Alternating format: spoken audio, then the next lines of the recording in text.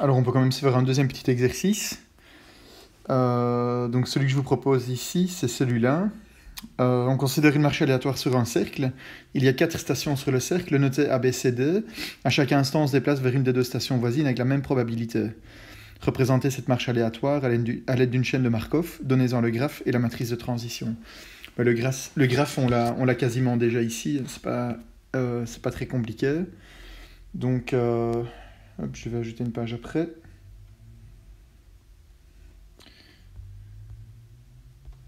Je vais récupérer ça. Donc on a une probabilité donc à chaque instant, on se déplace vers une des 2 stations voisines avec la même probabilité. Et puisqu'il n'y a que 2 stations voisines, la probabilité elle est égale à 1,5 d'aller chez chacun des 2 voisins. Donc pareil quand on part de B, on a une probabilité 1,5 d'aller vers C et 1,5 d'aller vers A, etc., etc. Donc de C à D, de D à 1. Voilà, on a à chaque fois une probabilité de 1,5. Et alors, au niveau de la matrice de transition, si je note les états dans cet ordre, A, B, C, D,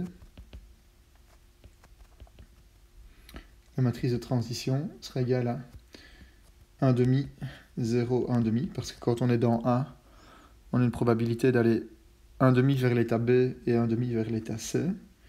Et ensuite, nous avons 1,5, 0, 1,5, 0, pareil, voilà, comme ceci. Alors, sachant que la chaîne de Markov numéro 2, sachant que la chaîne de Markov est initialisée dans son état A, donc ça veut dire que la distribution de probabilité initiale est égale à 1, 0, 0, 0. Je le représente comme un vecteur ligne. Quelle est la probabilité de revenir à l'état A après un grand nombre de déplacements? Discuter s'il y a lieu. Bon, si on nous demande un grand nombre de déplacements, je suppose qu'on est supposé calculer ce qui se passe quand Q tend vers l'infini. Puisque ça va nous donner la matrice de transition en n étapes. Donc je vais commencer par calculer Q carré. C'est un peu spécifique, si je calcule Q carré, je le fais mentalement, mais première ligne, première colonne. Ça va me donner un demi fois un demi, ça fait un quart, plus un quart, ça fait un demi. Première ligne, deuxième colonne, vous voyez que ça se croise, donc on n'a que des zéros. Et puis on a de nouveau un demi, et puis 0. En fait, le calcul est très rapide. Et en fait, on va se rendre compte qu'on arrive à quelque chose comme ceci. 0 et 1,5. La structure de la matrice est super simple. Alors après, on va avoir Q exposant 3. C'est Q fois Q carré. Là, c'est le contraire, en fait. On va récupérer des 0, 1,5, 0, 1,5. Donc en fait, ça fait Q. Et donc, on peut facilement montrer dans ce problème-ci que Q exposant 2, qu'un plus 1, donc tous les nombres impairs, sont égaux à Q. Et Q exposant 2, qu'un, sera égal à Q carré.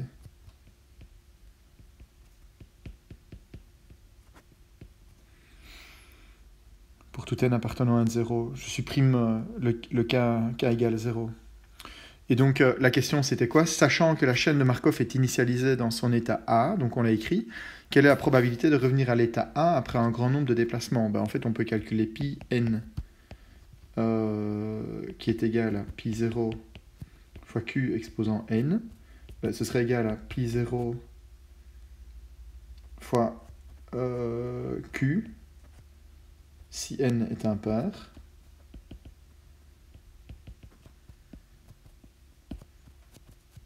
Et ce sera égal à pi 0 q carré si n est pair. Donc il nous reste à calculer pi 0 fois q. Et pi 0 fois q, puisque le pi 0 c'est 1, 0, 0, 0, donc ce sera égal à 0 si n est impair. Et 1,5 si n est pair. Est-ce que c'est logique? Oui, en fait, si on regarde une séquence, la chaîne de Markov est initialisée dans l'état A, donc elle a une chance, elle a une probabilité de 1,5 d'aller vers B ou d'aller vers D. Et quand elle est en B ou en D, elle a une probabilité de 1,5 d'aller en A ou en C. Donc en fait, on se rend compte qu'une étape sur deux, elle sera en A ou en C, et une étape sur deux, elle sera en B ou en D. Donc, au cours du temps, si n est impair, qu'après un nombre impair de mouvements, il n'y a absolument aucune chance de trouver la chaîne de Markov au point A. Par contre, si n est pair, soit en fait on est en A, soit on est en C. Donc après un long moment, après un long instant, soit on est en A, soit en C. Et donc la probabilité de voir la chaîne de Markov dans l'état A est égale à 1,5. Ok, donc tout ça évidemment a beaucoup de sens. Discuter s'il y a lieu, on vient de discuter puisqu'on a fait la discussion selon la parité du nombre de coups ou du nombre de déplacements. Question 3. Cette chaîne est-elle périodique? Si oui, quelle est sa période justifiée? On se souvient de la définition de la périodicité. On doit regarder dans les matrices de transition celles pour lesquelles on a des éléments sur la diagonale et on les retire de la liste. Et on voit que pour Q ainsi que tous les nombres impairs, on a des éléments nuls sur la diagonale. Donc si on a des éléments nuls sur la diagonale, les seules valeurs des puissances de Q qu'on doit considérer sont 2, 4, 6, 8, etc. etc. Et le PGCD de ces valeurs-là, le plus grand commun diviseur, est égal à 2. Donc la chaîne est une chaîne avec une périodicité de 2.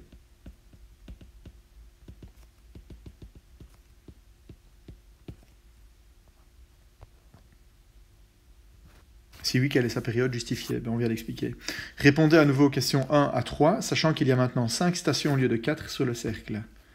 Ne décrivez que ce qui change par rapport à la configuration précédente. Si on change uniquement ce qui se passe par rapport à la configuration précédente, et que va-t-on avoir? Je vais modifier ça ici en dessous.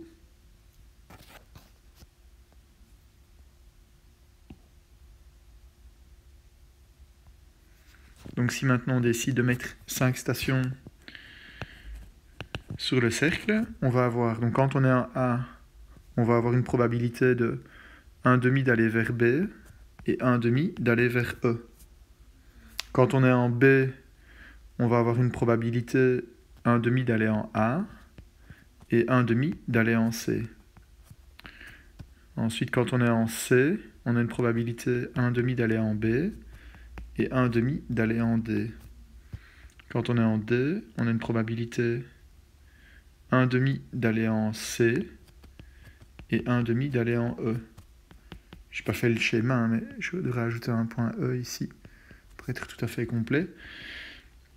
Et ensuite, quand on est au point E, on a une probabilité 1,5 d'aller en A et 1,5 d'aller en E. Voilà. Alors, qu'est-ce qui change? La périodicité probablement va changer, puisque on a utilisé cette question un petit peu de symétrie. C'est le fait que quand on est en A, on passe en B ou en D. Et une fois qu'on est en B ou en D, on repasse en A ou en C. C'est un peu ça qui a justifié la périodicité. Mais à partir du moment où on met 5 états sur le cercle, on devrait retrouver une chaîne qui est apériodique. Par exemple, si je calcule Q carré,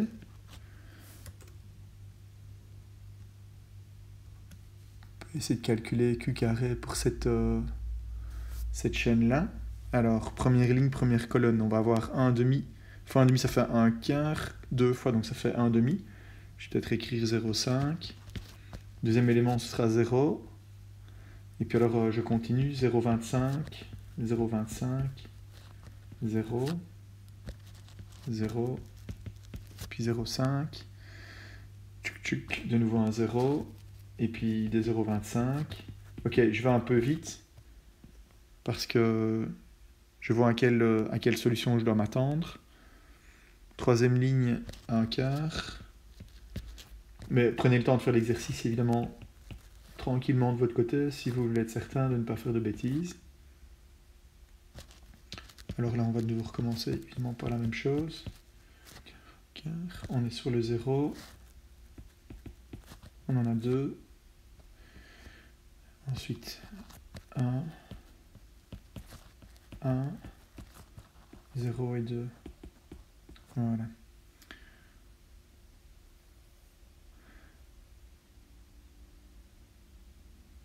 Oui, ok, ça paraît correct. Alors, ensuite, on peut continuer, mais si on calcule Q exposant 3, première ligne, première colonne, je vais avoir 0, première ligne, ou allez, deuxième ligne et deuxième colonne, je vais avoir 0. Donc en 3 mouvements, il est impossible de revenir vers A. Donc si je pars de A, en 3 mouvements, je suis impossible de revenir vers A. Pareil, si je pars de B, c'est impossible de revenir vers B. On le voit bien en faisant Q fois Q carré. Si j'ai envie de calculer tous les éléments. Après, il y a des nombres qui apparaissent ici, que je n'ai pas encore représentés. Il faudrait être un petit peu... ici, il faut être un peu courageux. On peut calculer rapidement Q4 comme étant le carré de Q carré. Et on peut calculer Q5 comme étant Q2 fois Q3. Okay, ce qui demande d'établir d'abord rapidement Q3. On se rend compte en fait que Q5, c'est une matrice où il n'y a pas de raison d'avoir des zéros sur la diagonale. Pourquoi? Parce qu'après 5 coups, il est possible de revenir en A. 1, 2, 3, 4, 5. Vous voyez, il y a une probabilité de revenir au point A. Donc on a des nombres qui doivent être différents de 0 ici. Donc ça veut dire que quand on va étudier la périodicité, mais les matrices que je dois supprimer pour la périodicité,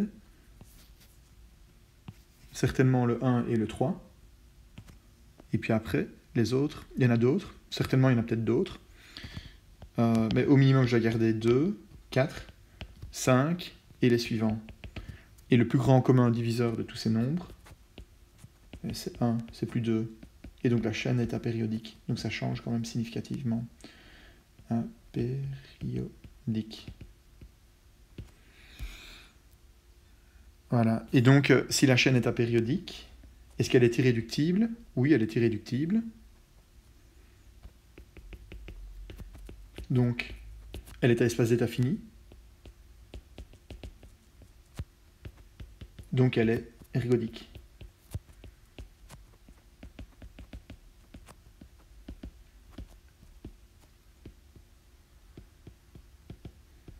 Sa distribution stationnaire est unique. Et on peut calculer une nouvelle distribution stationnaire en résolvant pi s est égal à pi s fois q. Là, je ne vais pas rentrer dans les détails parce que, voilà, quoique le q n'est pas très compliqué. Je voudrais ne pas rentrer dans les détails parce qu'on a déjà fait ça juste avant avec l'exercice sur les parapluies de Pierre. Mais je pense que si on veut résoudre ce problème-là, étant donné la symétrie, je pense que la solution 1 cinquième, 1 cinquième, 1 cinquième, 1 cinquième doit être valable. Si vous ne me croyez pas, évidemment, refaites la même chose que ce que j'ai fait tout à l'heure. Hein. Vous mettez alpha, bêta, gamma, delta, epsilon. Et puis après, vous écrivez les équations. Et puis vous résolvez un set de 5 équations, 5 inconnues. Une autre possibilité, c'est de faire un calcul aux valeurs propres. Ça marche aussi. Ou bien vous êtes inspiré comme moi et vous vous dites, OK, ça doit être symétrique. Donc la distribution stationnaire doit être celle-là. Et donc... on peut le vérifier par contre, hein. Donc si je fais pi s fois q, vous voyez que je vais avoir 1 cinquième à chacune des valeurs, mais multiplié par 1,5 et 1,5. Donc ça me fait bel et bien 1 cinquième. Pareil pour le deuxième élément, pareil pour le 3, pareil pour le 4, pareil pour le 5.